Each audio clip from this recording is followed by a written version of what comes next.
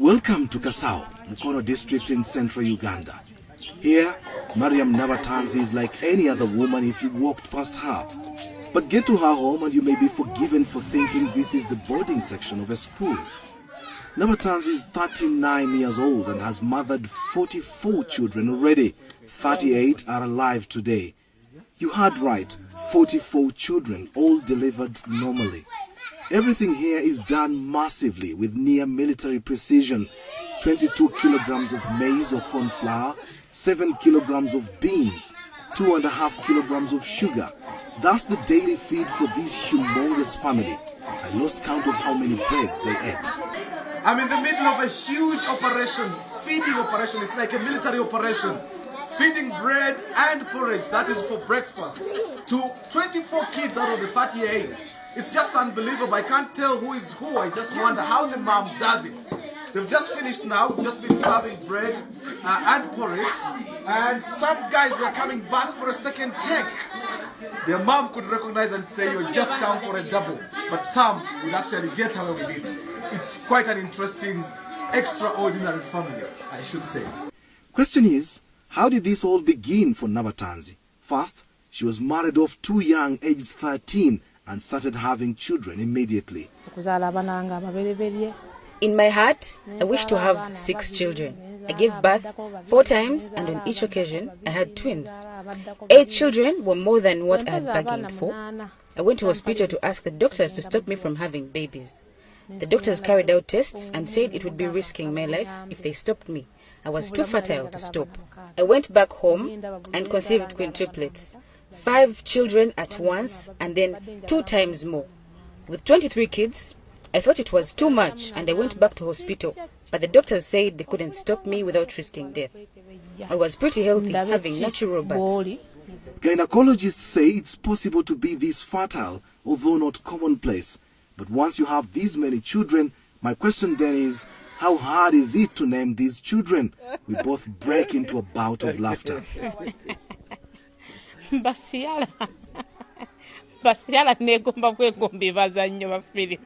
We use different names. First, when I started having twins, I bought a book of names. So I'd pick names from there. Then my husband is Catholic and I'm Muslim. So don't be surprised to see a Mohammed, then a Dennis. We'd pick from each side. Then we looked for ancestral names. When the numbers got bigger, I began picking names of my favorite movies, especially in Hollywood. I've got Ciara's, Precious Ozokwa, Desmond Elliot, Genevieve Naji, and so on. When you hear this kind of story, you must be wondering where the man responsible for all this procreation is. Well, when I posed this question, Mariam's lead face suddenly turned sad.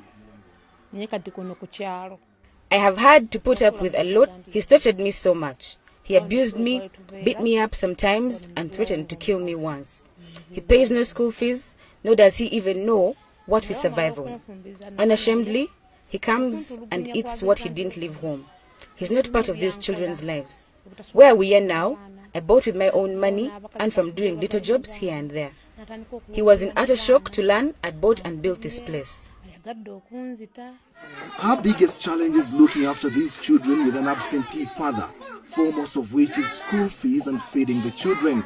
14 of her children are in primary school, where she has to pay more than 5 million shillings in school dues per term. This is equivalent to around $1,500.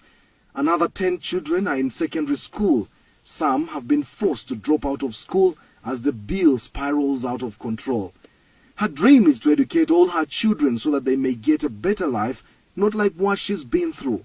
To fund all this, she learned many skills, including cake making, bricklaying, decorations, tailoring, cooking, and herbal medicine.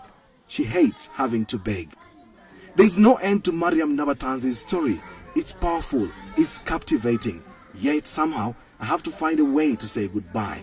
So what's her message? Abazadde abakyayina emitima egitunda abaana baabwe bakikomye. My message is mainly to parents. Stop selling your children through early marriages. We suffer too much while losing out on parental love that can never be recovered.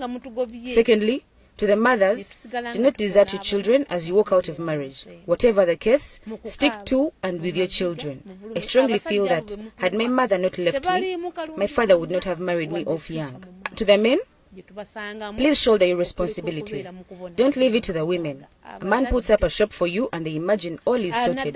No buying anything anymore at home. You forced us to become like men. Reclaim your status as men. Show us love and let us do our responsibilities.